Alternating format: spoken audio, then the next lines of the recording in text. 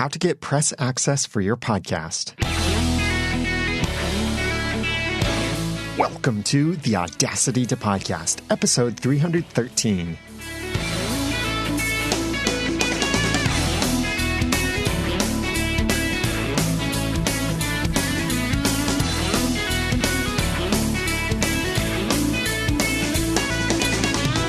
Thank you for joining me for the Audacity to Podcast. I'm Daniel J. Lewis, and this is the award-winning in-depth podcast about podcasting. It's where I give you the guts and teach you the tools to launch and improve your own podcast for sharing your passions and finding success.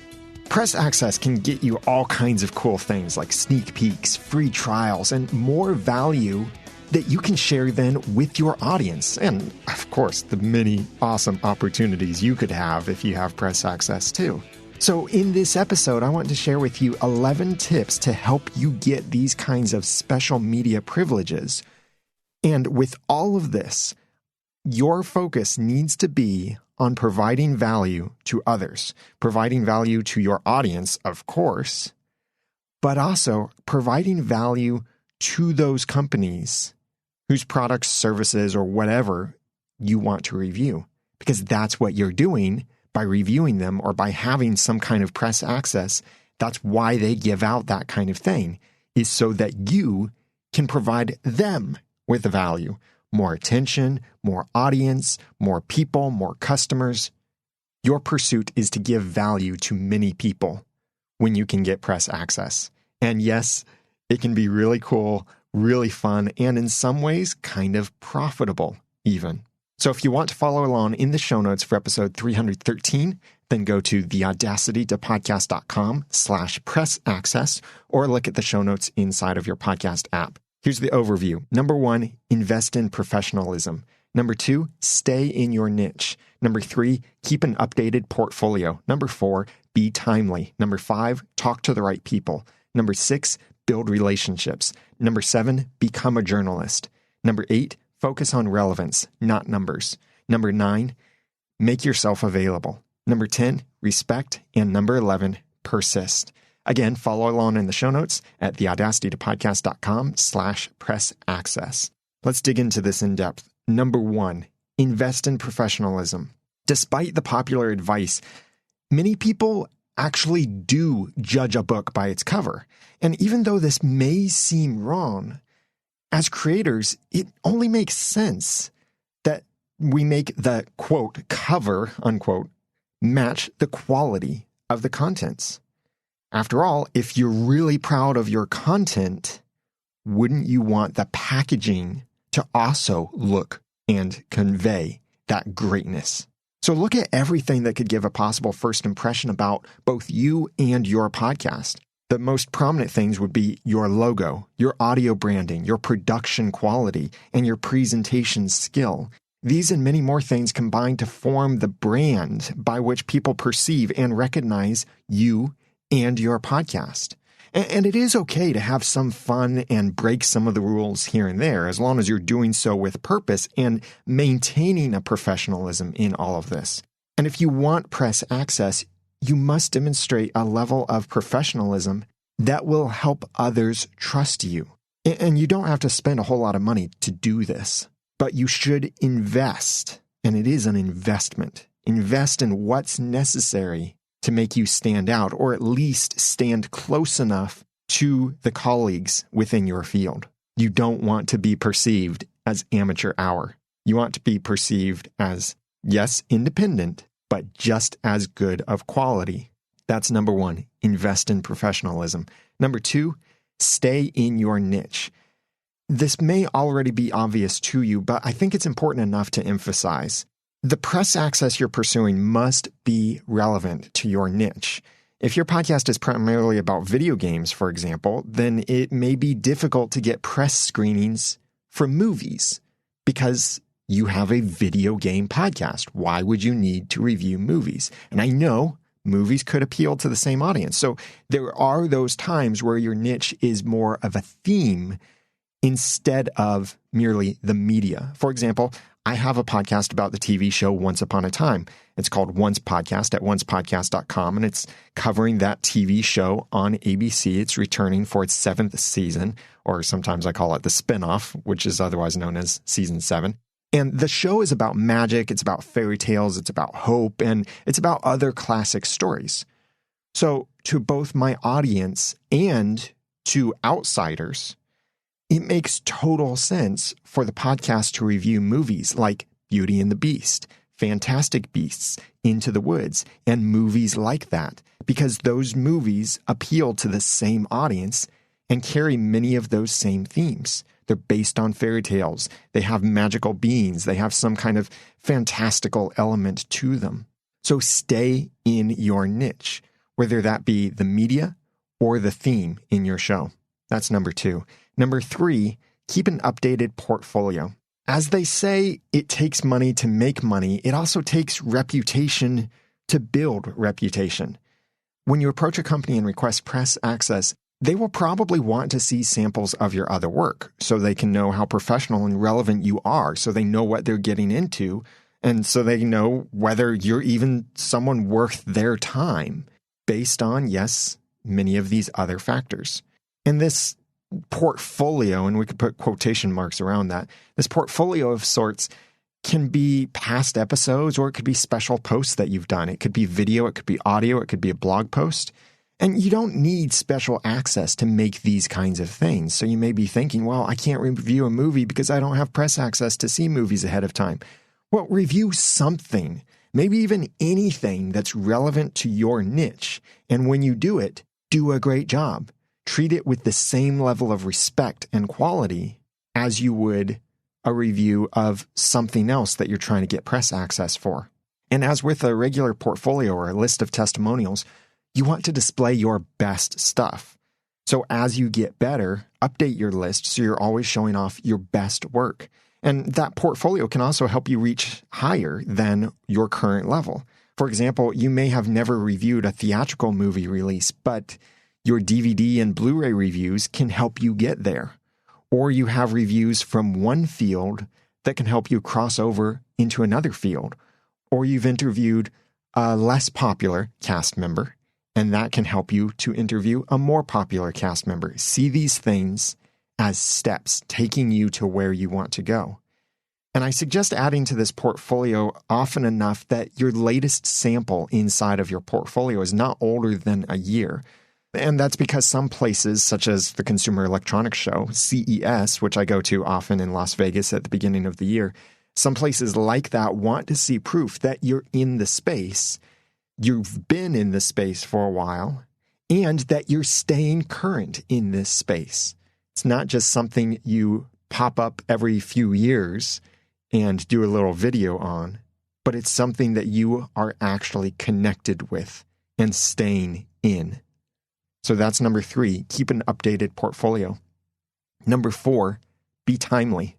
When I first got press access to movie screenings for Are You Just Watching, that's our entertainment-based critical thinking podcast for Christians, the representative that I talked to said that movie studios are more interested in getting the word out quickly than necessarily getting it out to the largest audience. So to them, it mattered more that if I see a movie, that I get a review out quickly, and it didn't matter so much how big the audience was that I was reaching. So whether you're reviewing books or movies or products or anything else, publish your content as quickly as possible, because this not only enables you to help the company spread the news about their new thing, which is the whole reason that they would give you access anyway, it also gives you something for your podcast to promote at the absolute best time to promote it.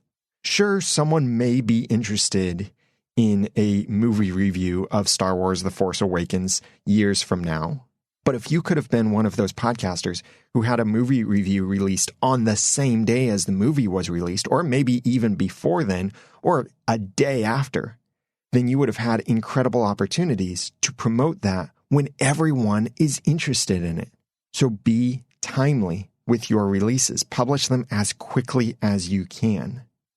There is a slight caveat to this as it relates to potential embargoes, non-disclosure agreements and such, but I'll get to that more in a later point. Number 5, talk to the right people. Most big companies already have a process in place to get coverage for their new stuff, and they may have a press section on their website or an email list for news and updates, or contact information for media inquiries or press inquiries. In the event you can't find such resources on their own site, the next best thing you can do is contact the company and ask to be connected with their marketing department or whoever does their marketing. See, here's the profound truth in this. Customer service is interested in serving customers. The sales department is interested in selling. And the marketing department or the marketing team is interested in promoting the new stuff. So it's the marketing team you want, not sales, not customer service.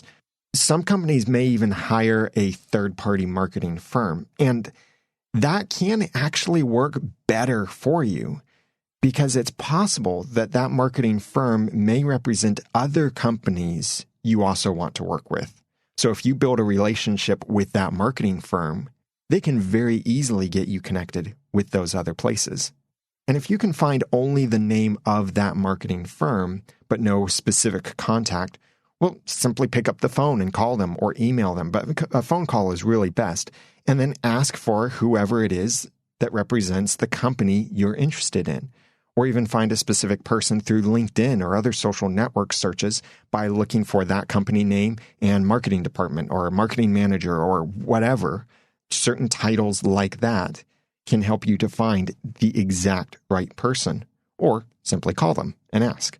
And it can also help if you talk to others whom you know have the same kind of access that you want. They may be able to refer you to exactly the right person or find that right person for you. There, yes, are certain situations where they may see this as too much of a competition thing and they don't want to give away their competitive edge. But sometimes you may have a great relationship with those people who are technically your competition, but you collaborate more, you see this more as a community, and they might be willing to help you out. And maybe you can collaborate on some things together and wield the power of both of your audiences to accomplish something even greater.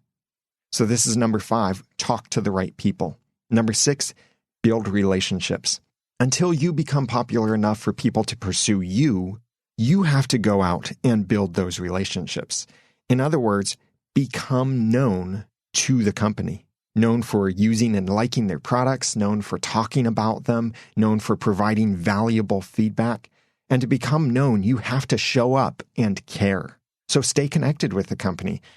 For example, if they're at an event you're attending, stop by and chat. Even if they have nothing to offer and you have nothing to offer, just build that relationship, foster it a little. And if they have something to celebrate, congratulate them. If they have news to share, pass it on to your own audience. Share it on social networks and such. Blog about it, podcast about it, mention them. And when they see you engaging with them, it will be easier for them to engage with you. Plus, don't focus only on those relationships with those companies you want access to, but also start building relationships with the other press nearby, your colleagues, and yes, to some degree, your competition. But especially as a podcaster, you may have a competitive advantage over them, and you may be unique from everyone else covering the same event.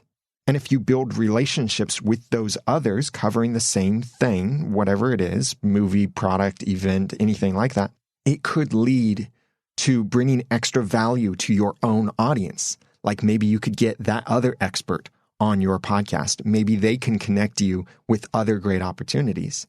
And this can also lead to opportunities for you to get in front of other audiences, perhaps by being interviewed by them. Maybe they do some press coverage that includes you, a quotation from you or something like that.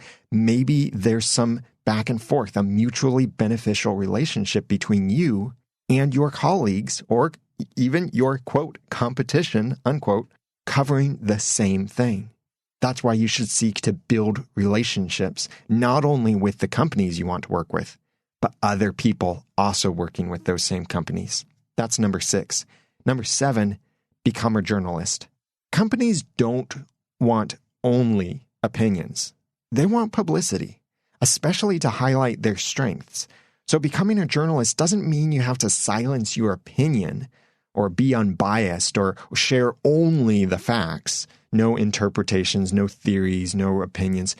But it means being thorough. It means sharing both sides where possible. It means accurately reporting the information, and it means maintaining a standard of integrity, journalistic integrity.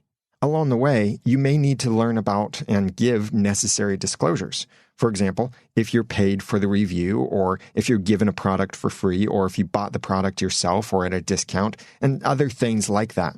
And that level of transparency, especially when it's paired with your personal honesty and your authenticity and your human relatableness, that will build trust with your audience and with those companies that they can see, yeah, they may be negative sometimes, but it's negative in a good way. It's constructive criticism. They have more positive things to say than negative things. They do such a great job covering this.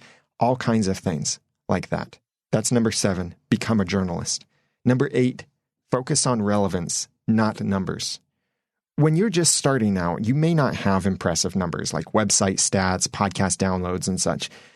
But the raw numbers are sometimes merely a way to filter out the amateurs. When you can demonstrate professionalism and, most importantly, relevance, your small numbers may not matter as much. It's more about the influence that you have with the people who are following you. How good are you at creating content? How quickly can you get it out? How relevant is this to what you're doing? And many times that relevance can get you further than the raw numbers could, even if you don't have impressive raw numbers. Number 9, make yourself available. An incredible thing with reviews is that they compound. When you review one thing, the makers of similar things will often want you to review their thing too. This happened to me when I wrote a blog post. I just put out one blog post reviewing a web hosting company, sharing my thoughts on my experience with them, and I plan to do other blog posts reviewing some other web hosting companies. This wasn't the purpose of the site. In fact, this was my personal blog over at danieljlewis.com. And it wasn't an extremely popular site either. But from nowhere, I think a dozen different web hosting companies contacted me, offered me a free hosting account or a free trial, and offered to extend the trial for as long as I needed to write a review about their hosting as well. And I took up a couple of them on the offer because I was genuinely interested in reviewing what they had to offer. But some of the others I wasn't really interested in, so I just said, thanks. At this time, I just don't have the personal bandwidth to do this kind of thing. And that's a good place to be in. So you need to have a process to handle those kinds of requests. This could be a special contact page on your website or a footnote on all of your reviews, pointing others to how they can submit something for review. Maybe it's simply pointing them back to your contact page or your review process page or something like that, and making yourself reachable for reviews. Respond to those emails, give your contact information, and let people know somewhere on your site that you are available to review things. And all kinds of creative things can come your way. And sometimes the companies may even be more interested in simply getting your opinion on their product than necessarily having you publish a review. That's happened to me several times before. For example, Chatlight is a product that you clip onto your smartphone, your tablet, your laptop computer, and it has a string of LED lights in it, and it's made for giving yourself great lighting on a web camera. And it's pretty small, portable, battery-powered, nicely compact, and fairly versatile and such. And the company contacted me, and they wanted my opinion on it. And they wanted to send me one. And they even said, it's okay if you don't review it. We'd still love for you to try this out. Let us know what you think. And they sent me a couple of them, free to keep. I think this is the first time I'm actually mentioning Chatlight because I just haven't had the time to actually do a review. But I did provide a little bit of feedback to them.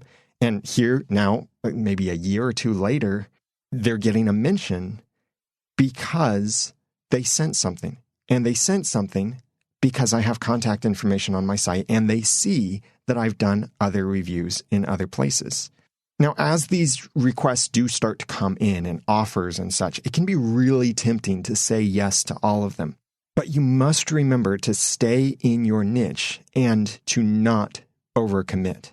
I've made that mistake before of overcommitting, contacting, 3 companies at once, and all 3 of them sending me, I think, 2 or 3 products each. So here I had up to a dozen different products to review and absolutely no time to review all of these products. So I did get a chance to test them out, send some feedback, write a review, try to record a couple reviews on some things. And if nothing else, I am more educated on some of those products. So I can tell people certain considerations like, oh, I can't recommend this because there's this little bug, or this thing is really cool for this specific use case that I might recommend certain times. But now I know that when I want to do a review, I have to set aside the time to try the thing and set aside the time to record my thoughts in some way. It doesn't mean it always needs to be a high-end production, but in some way, I am making myself available to do that review, to use that press access for what it's meant for. That's number 9, make yourself available. Number 10, respect. Companies are putting a lot of faith in you when they let you review what they offer.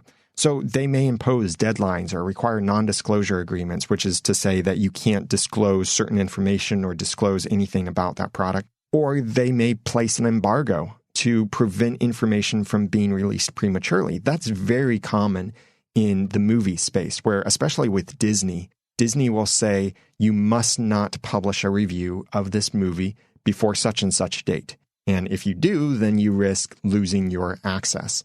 There are sometimes a little bit of leeway with those things, like if you live stream it and it's only to a small audience, maybe that's acceptable.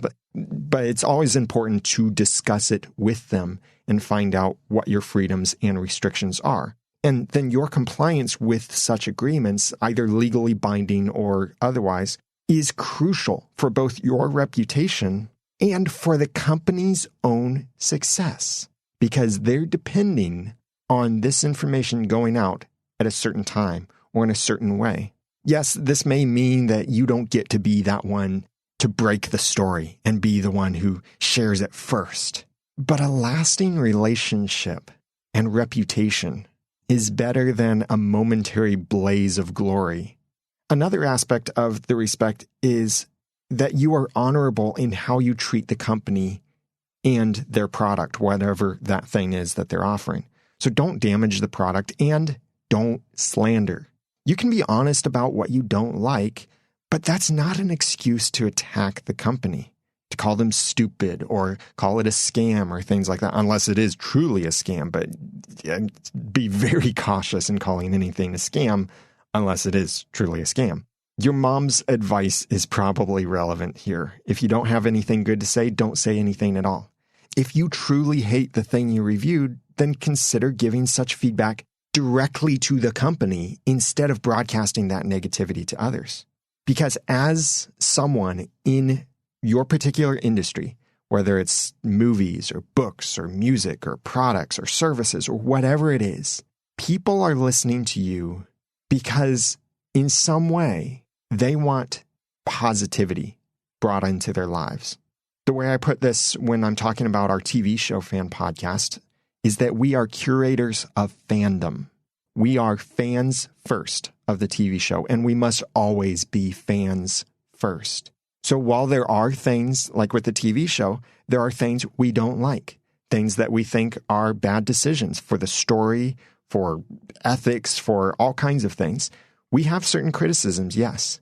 But through all of this, we make sure that we focus on the fact that the people who are listening to us love our opinions, and they're listening because they also love the thing we're talking about. So why attack that thing that we're talking about? Why attack the thing our own audience loves?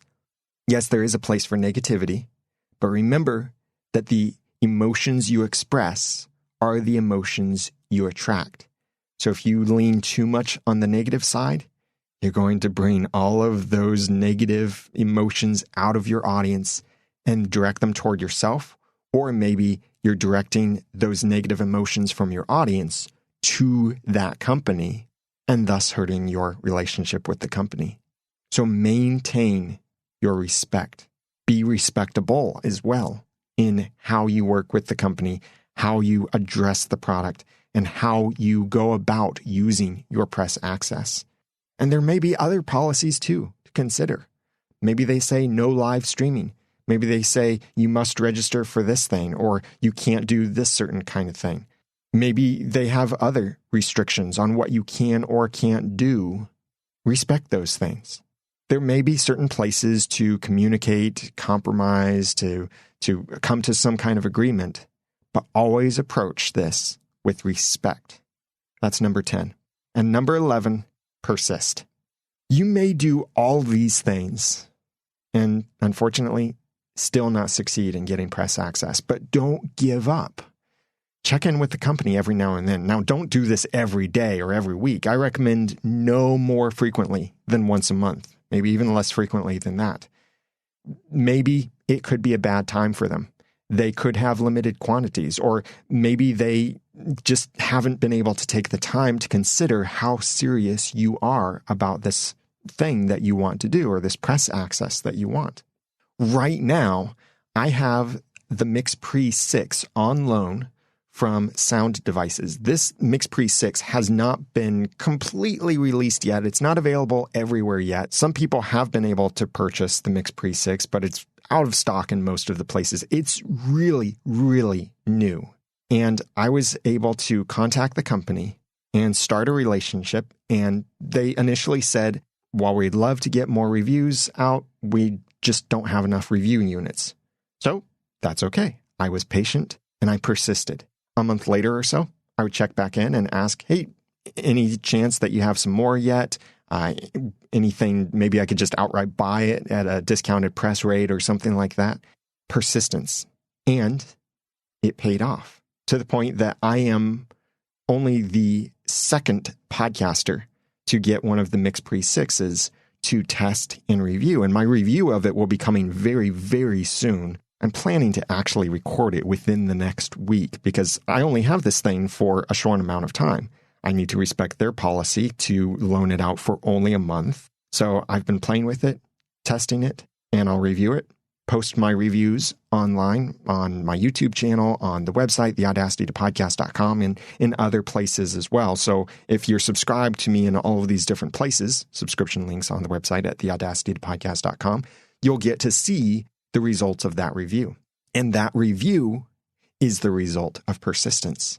It's happened in other areas too, like with our Once Upon a Time podcast. We have a relationship with a local movie screening company that has a relationship with Disney and other companies. And Disney is the company that owns ABC.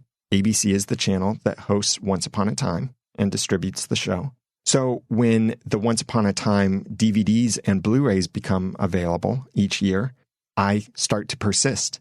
And I put out there to my contacts to say, I'd love to get a copy of this Blu-ray copy to be able to review to our audience. Here are the things we've done in the past.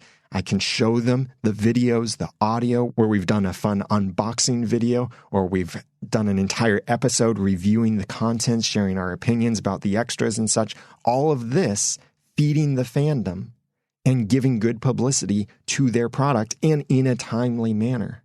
And that resulted from persistence. And it seems like every year I need to persist because Disney tightens in certain ways. So it seems that every year the initial response I get is, well, they might not be sending out many copies this year for review, but I persist.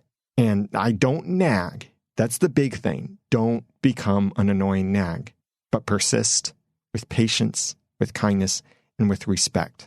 So these 11 tips to help you get your own press access for your podcast, whether that's covering products or events or getting to see things ahead of time or many other opportunities. These 11 tips are in the show notes at theaudacitytopodcast.com/press access. And they are: number 1, invest in professionalism. Number 2, stay in your niche. Number 3, keep an updated portfolio. Number 4, be timely. Number 5, talk to the right people. Number 6, build relationships. Number 7, become a journalist. Number 8, focus on relevance, not numbers. Number 9, make yourself available. Number 10, respect. And number 11, persist. If this has helped you or you think it might help other podcasters, I'd love it if you would comment and share this episode out with others. You can do both of those and get the links and other information that's relevant to this episode in the show notes at theaudacitytopodcast.com/press access. I want to thank Rhonda Orr, host of The Rhonda Orr Show, who wrote a kind review for the Audacity to Podcast in Stitcher. I don't often see reviews in Stitcher, but mypodcastreviews.com does check those reviews from Stitcher. And Rhonda said, I love this podcast, and I am admittedly not a techie, but Daniel does a great job on his non-technical episodes. Dare I call them philosophical? And I enjoy his point of view. They're always worth considering, and I've applied many of his concepts to my show, The Rhonda Orr Show, at therhondoorshow.com. I think my first episode was the one where Daniel said it was cliche to use an image of a microphone or headsets in your cover art. He was right, so I didn't. Thank you for all your advice. Thank you, Rhonda. Maybe a new tagline for the Audacity to Podcast should be something like, helping you avoid microphones, headphones, and RSS icons in your cover art since 2010. But Rhonda Orr's show is The Rhonda Orr Show, and in iTunes it says Rhonda Orr is president and founder of Rhonda's Stop Bullying Foundation. In this podcast, she addresses a wide variety of problems and gives advice to readers of her newspaper column, Dear Rhonda and Dr. Sherry. Rhonda's guests include authors, recording artists, therapists, teens, and parents. Her episodes are, most of them, especially the more recent ones, are under 20 minutes, many of them around 15 minutes. And some of the titles of these episodes sound really interesting. So if you really enjoy those kind of advice columns, you should check out this podcast, The Rhonda Orr Show, at therhondoorshow.com. Like she has episodes here about making kids self-sufficient, stop making snowflakes, a headless Barbie, Millennials' Guide to Real Relationships, and more. So you can check out her podcast. The link is in the show notes, or go directly to her site at therhondoorshow.com. And thank you for that kind review. Now, if you want to write a review for the Audacity to Podcast, 2 things I ask you to do. 1, make sure you mention the name of your podcast in your review so I can give you a link and a shout out in the Audacity to Podcast. And 2, let me know how the Audacity to Podcast has affected your podcasting. What's something you've been able to apply? What's a change you've seen in your own podcasting because of what you've learned from the Audacity to Podcast? And if you're interested in writing one of those reviews, then the link is on the website at theaudacitytopodcast.com. And I do use my own service, mypodcastreviews.com, to get my own podcast reviews emailed to me automatically, so I have them each week before I record an episode of the Audacity to Podcast. Check that out over at theaudacitytopodcast.com. The Zoom H6 course is almost complete. Boy, there are some cool things in this course, some things that you might not have realized that the Zoom H6 could do, and much of the information could actually still apply to the Zoom H5 as well. So if you're not on my email list, go to the website, subscribe to my email list, and you'll get an announcement for when the H6 course is available for pre-order at a special discount. But if you're a member of Podcaster Society, you get access to the course completely free with your membership. And Podcaster Society is reopening very soon as well. Now that I've given you some of the guts and taught you some of the tools, it's time for you to go launch and improve your own podcast for sharing your passions and finding success. I'm Daniel J. Lewis from theaudacitytopodcast.com. Thanks for listening.